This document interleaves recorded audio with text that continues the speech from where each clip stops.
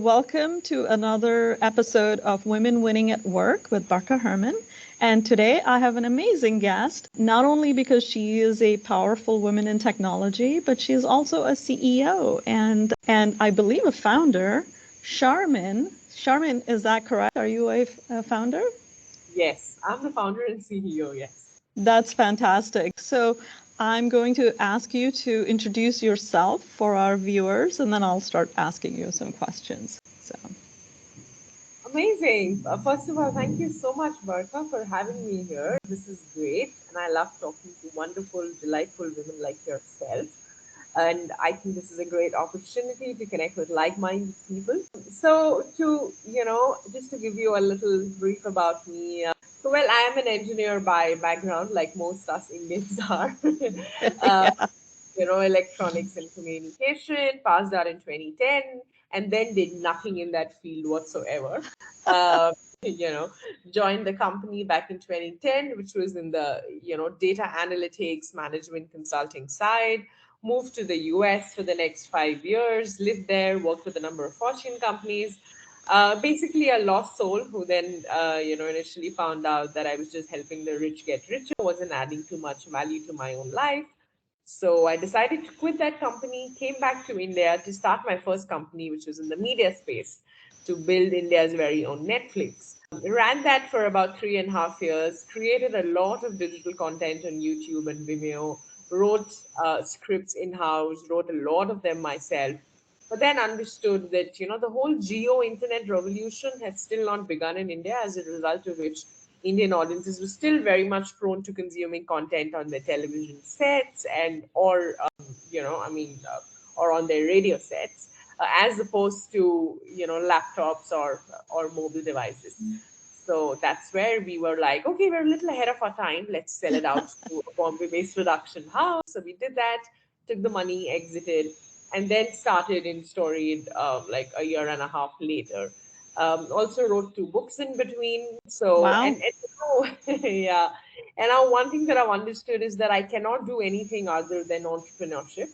Uh, because I think I love creating an impact, love making a difference in people's lives. We are now 40 people, 40 employees, including myself and my tech co-founder, and looking at now expanding in the US. So yeah, that's Fantastic. Oh my God, what an impressive story. So I love hearing these stories. This is why I do what I do. But I would love to hear what your origin story is. So I'm like you, the comic book nerd. I grew up in India reading DC and Marvel comic books and so I would love to hear what was your childhood like? Why did you choose engineering? And how did you end up in software and all of the above? So I'd love to hear, were you encouraged or what was it like? so I always to two of the best universities in India which actually teach journalism. But then I don't know what happened, and I ended up in engineering. It was just that time after your 12th grade where you've taken all of those competitive exams and stuff, and then you're like, okay, what have I gotten into? So I didn't have medicine as an option because I didn't have biology. Because I was like too much of a study. It would be Indian education systems can be a big headache. So yeah, and then it just so happened that I came down to Bangalore to see what engineering sounded like. I had absolutely no clue. But yes, I did like math, but I was like, it's okay. I think I like history more. So I always felt that I was cut out for history, humanities, or psychology. Like I'm a voracious reader, and I only read about these things, nothing else. But then I don't know. I think the devil struck or something happened, and I was like, "Wow, Bangalore, the weather is so amazing." New Delhi, it is either very hot or very cold. Not me. I like tropical more. I think I should settle down somewhere in the Caribbean, Mexico City, or Cancun or somewhere. So I was like, "What am I doing in New Delhi?" And my 11th and 12th were in New Delhi, and I think I was a little overwhelmed by the New Delhi weather. And then I came down to Bangalore and I was like, okay, this is what I love. Tropical, very nice, surrounded by hills, and Deccan Plateau is amazing. Lots of places around. Goa was very close by. I was like, okay, so I think I'm gonna stay in Bangalore, and it just happened. There was absolutely no brain, nothing put into it. I was like, okay, I think I like the city, so that's how 2006. I came down to Bangalore and I did my engineering. Yeah. But then after finishing my engineering and then realizing that, dude, I never studied those 4 years. I was, probably I would open my books a month before exams, Right. those 8 semesters. So I probably just studied like 8 months in the 4 years. That's all, Not, I mean, or probably less than that. But like in every semester, maybe I've just studied a month. So that's all that I did, and I was always more inclined towards all the marketing activities, raising funds for things, or participating in anything to do with dramatics, or I mean, badminton is something that I used to like a lot. Now I don't play as much, but yeah, or I mean, anything to do with any sort of an intercollegiate event. I used to love to dance and things like that, and so yeah, always extracurriculars, or I would just take an off from college and I'd be like, okay, hanging out with my then boyfriend somewhere. So Yeah. that was me, and then after college, I joined this company, which was in the data consulting, management consulting space, and that's where it was so overwhelming again. I was like, dude, I'm not cut out for this whole corporate shit. This is not me. But then 5 years almost, and then I was like, okay, I think I'm done making the rich richer. Now let me live a life for myself, and because I knew that I was I mean, I couldn't be someone who would just take orders from others. Right. Right. I was like, Yeah. I'm not someone who would be okay with micromanagement or anything like that. And that place had that sort of an environment, so it was very off-putting for me. So I was like, no, I have to build something of my own, and I'm going to build a place which is very healthy, not toxic, and where people have the liberty to do what they like, and choose the field where they want to work. So yeah, that is how finally in story it happened, and I'm so glad it did, because the whole process, the whole journey, it has been, yes, one hell of a ride. We've seen ups and downs, we've had all of that, but from a self learning point of view, I think my biggest learning has been that I do not crack under pressure. In Yeah. fact, I'm someone who would end up outdoing what I would have done yesterday, if there is more pressure today. And in fact, I think I excel when I'm, you know, uh, when I'm in a difficult situation, alarming. So yeah, I think that has been my biggest learning, and I know that now, even if you put me in an island, which is completely secluded from humanity, from civilization, I can still survive. I'm not someone who would get scared. I'd be like, okay, let me figure out, where are those stones, and I would try to light fire. I would try to catch fish and then cook, and then some way or the other, I would definitely end up living my life. So that is what I've learned, that all you need is the right attitude in life to actually make it wherever you are, and the confidence to sell things to people. So yeah. Yeah, no. I mean, I think I see a thread. You have that little bit of a rebellious streak, and that carried through your engineering degree, through your career as well as, and I think that's fabulous. And for all the women pursuing a technical or a STEM degree that are kind of like, yeah, but I really would rather network and, do intercollegiate things, there's hope for you, right? This is what's at the end of the rainbow. Absolutely. I think, there should never be any scope for any compromises in life. There's just one life. I think the only one person that you should really make happy is yourself and nobody else. No man, no woman, no parents, no sibling, just yourself. It's I mean, if you can't be fair with yourself, Yeah. then I don't think you can ever be fair to, anyone else, or be fair in any relationship. So yeah, always, I mean, it is those mind gases that you need to chase. your passion, anything that you love to do, whatever it is, whatever field. And people who think that there is no opportunity in a particular field, no, total BS. You will Yeah. figure your own way out. Yeah. Yeah, no, that's fantastic. And I would add that, while what I hear from you is be authentic to Yeah. yourself and be helpful to others because that's where you're excelling. Well, Definitely, I think empathy is definitely the way to go forward. You cannot survive in this, in today's day and age, without being empathetic towards your fellow beings, or towards any yeah. other species. It's very important. Yeah, yeah.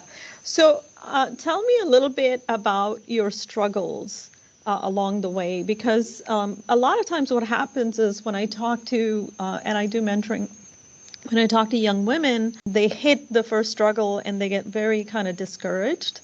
What can you share about your struggles? Because I think that your story will inspire that one person who is going to create the next company, exit from whatever company that they create. So share some of your struggles with me.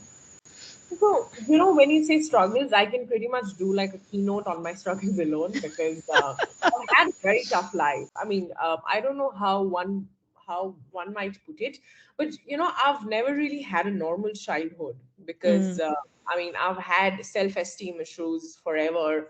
I used to have a stammering problem as a kid. I think sometimes I still do. It's just that it's not very easy to for people to find out when I'm yeah. sort of facing issues in my head. But then I mean, there has been a roller coaster of struggles, and different things that I've learned from that. Like, as a kid, I remember I almost got killed twice. I mean, Oh my one goodness. when I was 11, one when I was 13. I'm sorry, one when I was 12, and one, when I was 13. Once was during the, earthquake that happened in Ahmedabad, in, Gujarat, India, and, where our building fell, and we just managed to survive. The second time during the Hindu-Muslim riots, which happened in Gujarat, unfortunately, back in 2002. Yeah. We again managed to flee. And so, when you've seen a lot of bloodshed, a lot of, death around you, as a kid, right, mere 12, 13-year old, a lot of things do, go on in your brain. And I still carry some of the, traumas from my past. And when you've been mocked at for, I mean, as a kid, very unfortunate. I think kids should be very, very, I mean, they need to be trained well by their parents. I Yes. think, Absolutely. the world's biggest problem is poor parenting. There should be mandatory courses in every government, under every government, that okay, if a couple is planning a family, first learn how to be a good parent. So, and because of poor parenting, a lot of that trauma has been passed on to the kids, because they could not fulfill what they wanted to do in their lives, Yeah. possibly. And then the child has a lot of those issues, and that is where they start bullying others. Or I mean, I Right. have been a victim of a lot of that bullying, and I know that it's a terrible place to be in.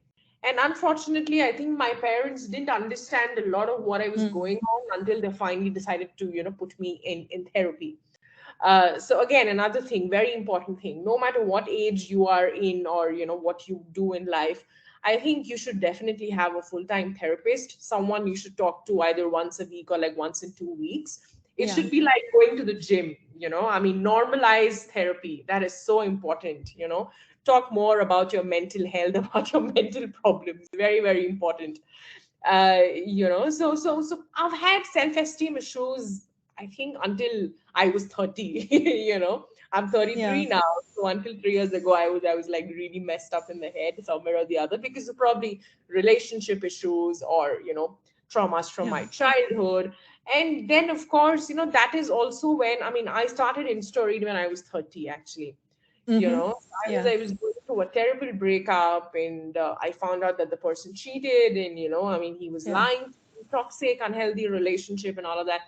And that's when I was also going through this whole startup journey, that I was just starting up. And I mean, the most difficult thing for anyone who's just starting out is like raising funds, obviously, right? Yeah. It's a full-time job. It's a different ball game altogether. It needs a lot of patience, because it's like selling, right? I mean, but Yeah. you have to sell Yeah. yourself first. So Yeah. how do you get the story right? How do you get people to empty their pockets and trust you and give in and like, okay, fine, I'm gonna, because initial rounds are all a gamble on the founders, right? And on the founders vision. So I've had all of those ups and downs. It Mm-hmm. ran out of money multiple times, and then figured out ways to make it through. And I mean, either I sold my gold and diamond jewelry, or I mean, pawned it, or I mean, had to get money from friends or whatever, and then returned it back. So all of those things happened. But then again, I think the biggest learning again was, if you have the right attitude, no matter what you're trying to do, the universe really conspires, in your favor and helps Yes. you get there, right? It's just the right attitude is what can, that is what will actually make you sail through. So do not give up and just keep at it. Yeah. Yes, I mean, sometimes you have to know where to stop. And if you know that in your personal or professional life, where to draw the line, where to stop, genius. But I mean, keep at it. I mean, keep Yeah. trying.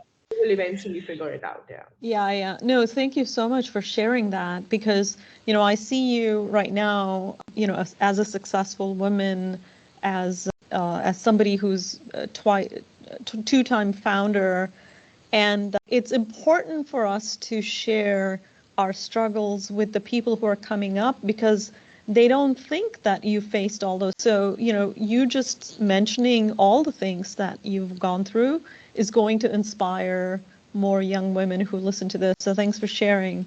And, let's not end on a down note. So, talk to me about some of your greatest triumphs. Like, what was the ups like?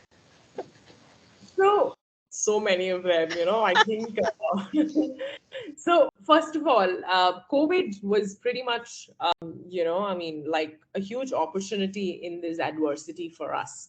I mean, although a lot happened around the world, but from a company standpoint, I think we've grown 300% in the last 2 years, year on year. And it's been an incredible journey for us in the last 2 years. But having said that, I think no money, no fame can actually, make me as happy as I feel at the, last day of every month, when the money is actually transferred, to all the employees. Yeah. Yeah, we are 40 people now, and trust me, it is so rewarding a feeling knowing that 40 households are running because of you. It's like Yeah. I'm the man in the relationship who gets to get the money on the table. I mean, me and my tech co-founder, Right.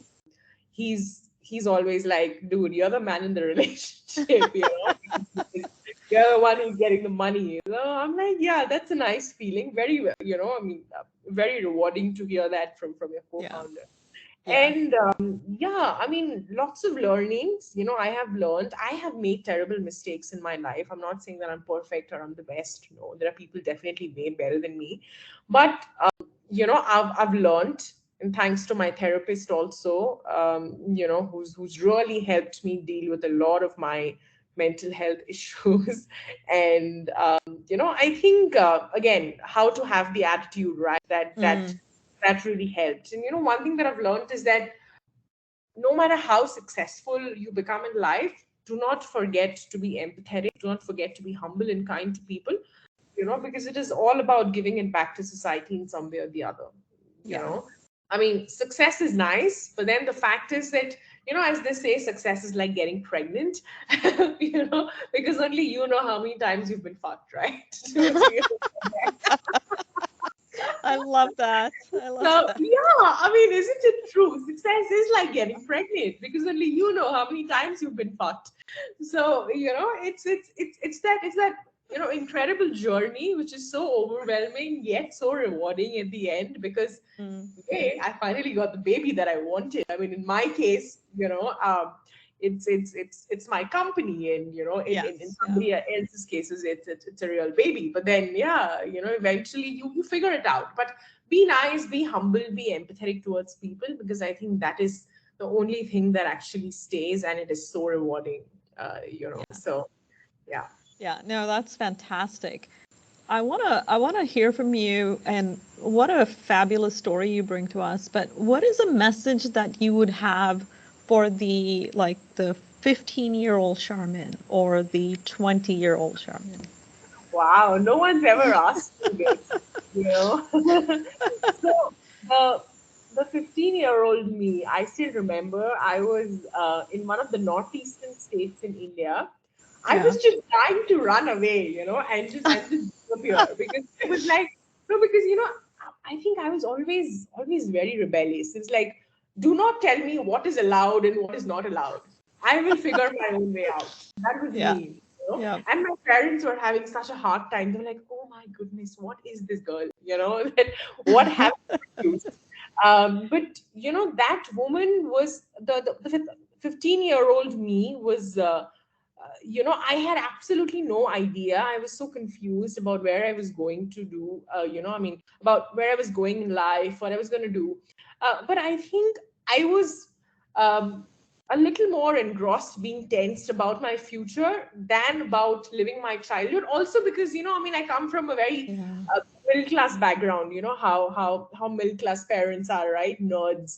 Dad's a scientist, mom's a lawyer. I mean, both my parents just keep studying all the time. So I think that's the kind of conditioning also mentally that I've had. So I really wish the 15-year-old me could really chill out a little bit more and not worry so much about making it big in her life, because I think I've really not enjoyed at all. I've just studied. I was always the topper in class. How boring. I used to be a nerd and always like what to do, how to, as in like what college do I get to? Will I ever be selected? I had no idea. And thanks to my parents, all that tension was just, as in like propping up in my head. But 15-year-old me just needs to chill Right. and live life and seize every day, because Yeah. it's Yeah. not coming back. And your childhood, your I mean, at least your teens, such a beautiful time. You Yeah. seriously have to enjoy, at least until you're in your 10th. 11th onwards, okay, start worrying about what you want to pursue later. But until your 10th, at least enjoy, go out there, play. I mean, sports is so important for your mental health. So, so important. Yeah. So these things nobody told me. My parents are nerds. They're going to hate me for saying this, but it's true. So, yeah. Yeah, yeah. I Good. So have now I what have to do? that in common with you. I think I wanted to run away from home at 14. So, because nobody understood me, and I was like, I wanted to Hey. do so much. Yeah. Seriously. Yeah, so no, that's fantastic. And so finally, I want to ask you, where can people find you? You're such an inspiration. What a fantastic story you have. And I'd love for people to be able to follow you, find you, and if a cause or even your company, what do you want to, any message you have for the audience, where can they purchase services from you? What do you do? So it is very easy to find me. I mean, my life's like an open book pretty much. If you just type my name, you will get, I mean, you'll just get so much material that you would just be able to, like backtrace it and then reach out to me on social media. And I'm very active on Instagram. So you can go to Instagram and just type Sharmin Ali, and I mean, you would just see founder of InStory. It's very, very easy to Yeah. find. Instagram, Twitter, LinkedIn, or I mean, just go to instory.com contacts page and you can find me. And you can Got it. always use the tool on app.instory.com. So very, Yeah. very easy. We are all over the place on social media. So yeah, very easy to reach out to me. All right. And I'll make sure that I put all these links in our show notes so that Mhm. people can find you. Any final message for the audience? Anything you want to share before we stop recording? one thing that I very strongly believe in, guys, there is just one planet, and we are not doing very well. Climate change is real. It is showing signs of devastation around the world. Yeah. It's time to start acting now. You know, Yeah. the heat wave, it's horrible around India and around multiple other places in Asia. I was in New Delhi the other day, and it was 45 degrees, and trust me, it's horrible. Yeah. uh, Eat some food and some water for stray dogs, stray cats. I try to be vegetarian, if not vegan. It's very important because all the cattle breeding produces a lot of methane, which is just adding to all the greenhouse gas emissions. So please read up a little bit more about climate change and start caring. It is really, really important. Need of the hour. Yeah, absolutely. What a wonderful message and what an inspiration you are, Charmin. I'm so delighted to have met you, and hopefully we can continue this conversation. I'd love to have you back on the podcast, later and check in on your progress. And thank you very much for joining. Thank you. Thank you so much. Great to be here.